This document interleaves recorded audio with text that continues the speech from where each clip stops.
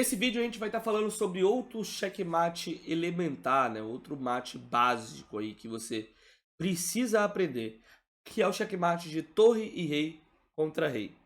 O método dele é bem semelhante com o que a gente fez com a dama, porém nesse daqui você vai precisar muito mais da ajuda do rei, tá? A torre ela sozinha não consegue empurrar o rei do adversário para o canto do tabuleiro, assim como a dama consegue.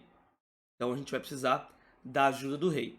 Lembre-se da importância de você considerar o tabuleiro como sendo um retângulo. E você quer ir diminuindo esse retângulo até o mínimo possível, tá bom?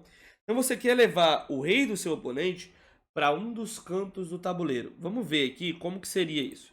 Então nesse momento, o rei das pretas ele está livre para andar por esse tabuleiro aqui todinho, né, praticamente. A gente tem que tentar diminuir. Como? Eu jogo aqui o lance torre 1. Olha como já foi cortado o tabuleiro do rei das pretas, já está limitado aí, que já diminuiu, né? Depois de um lance como o rei F3, eu posso diminuir ainda? Eis a questão, eu poderia tentar diminuir aqui por trás, mas sem a ajuda do rei, você não vai conseguir executar do mesmo jeito. Então o mais importante é você usar o seu rei para controlar algumas casas também.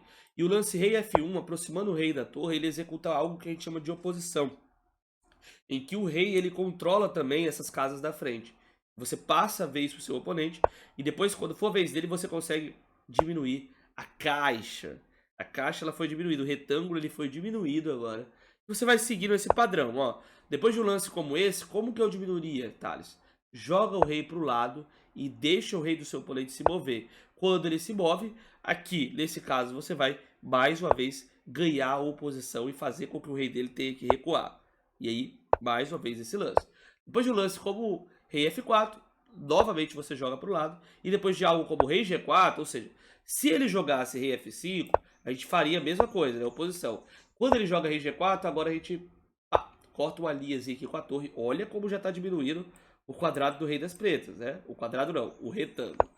Então, rei para casa de G5, a gente vai trazendo o rei oposição. E aí, corta mais um pouco. Rei G6, vai cortando, tá, galera? Até chegar o momento em que o rei dele vai estar cortado em duas casas. Aí você tem que tomar cuidado, porque assim como no checkmate da dama, você pode muito bem, né, tentar diminuir um pouco mais e acabar afogando. Mas quando o rei dele já tiver simplesmente com essas duas casas, o checkmate ele vai ser muito fácil, tá, pessoal? Aqui já tá o checkmate no tabuleiro, é só a gente descer e dar esse checkmate de fundo. Quando for rei e torre contra rei, o checkmate sempre vai ser esse checkmate de fundo, em que o seu rei tá cortando 3 casas e a torre ela vai executar o cheque, tá?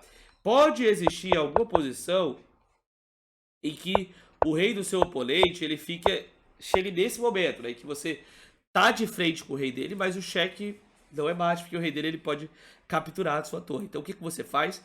Você quer que o rei dele volte para casa de H8. Então você passa o lance, jogando, por exemplo, torre A6. E aí, quando o rei dele for para o lado, você agora pode executar o checkmate tranquilamente. Essa é a regra da caixa, tá, pessoal? Ou regra do retângulo. Observe a importância do rei para a execução desse checkmate.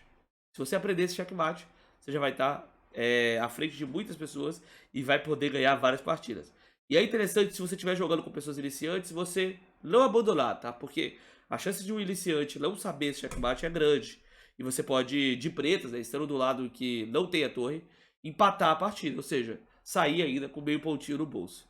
Até o próximo vídeo, tá, galera? Um abraço a todos e tchau, tchau.